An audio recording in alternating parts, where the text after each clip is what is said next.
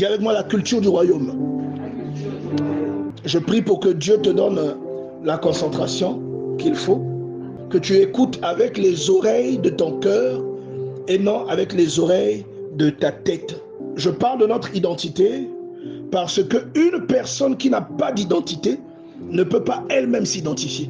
Et nous avons aujourd'hui des chrétiens, des gens qui vont à l'église, mais qui ne peuvent pas manifester la puissance de Dieu parce que ces gens-là ne sont pas à leur place.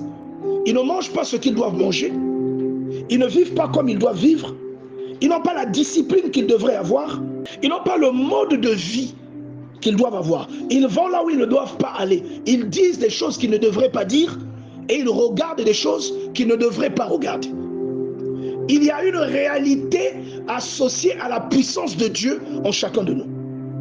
Il y a une réalité qui, lorsque elle est piétinée, annule toute la puissance de Dieu qu'une personne peut manifester. Quand Dieu ne règne pas en toi, il y a des œuvres de Dieu qui souffrent de ton absence. C'est-à-dire, il y a par exemple le ministère Bethesda qui souffre de ton absence. Le fait que Dieu ne règne pas en toi, tu donnes du retard à ce que Dieu t'appelle à faire et tu causes du retard à l'œuvre à laquelle tu es affecté. Il y a des œuvres à laquelle Dieu peut t'associer pour exercer une influence, pour apporter une contribution, quelle que soit la nature, à laquelle tu vas manquer. C'est-à-dire, ta présence apporte quelque chose. Chacun à son poste doit se sentir responsable pour l'œuvre. Chacun à son poste doit apprendre parfois à laisser ses émotions derrière pour favoriser et prioriser l'œuvre. Est-ce que quelqu'un comprend? C'est-à-dire, chacun à son poste doit se dire, ah non, mais soit Nabagala Mounou.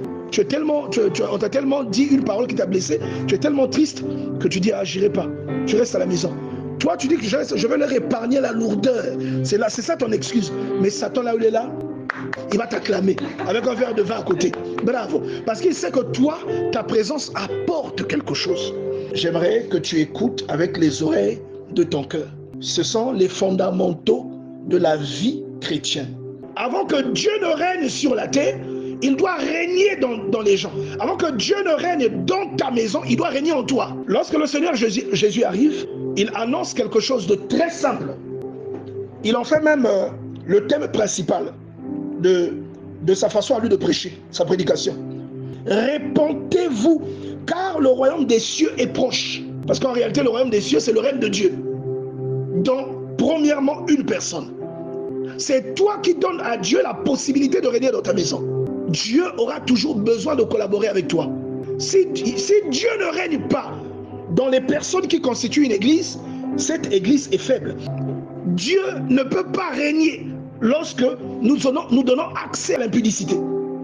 Voilà pourquoi j'ai l'habitude de vous interpeller, même sur nos caractères personnels, sur notre comportement, sur ce à quoi nous donnons la priorité.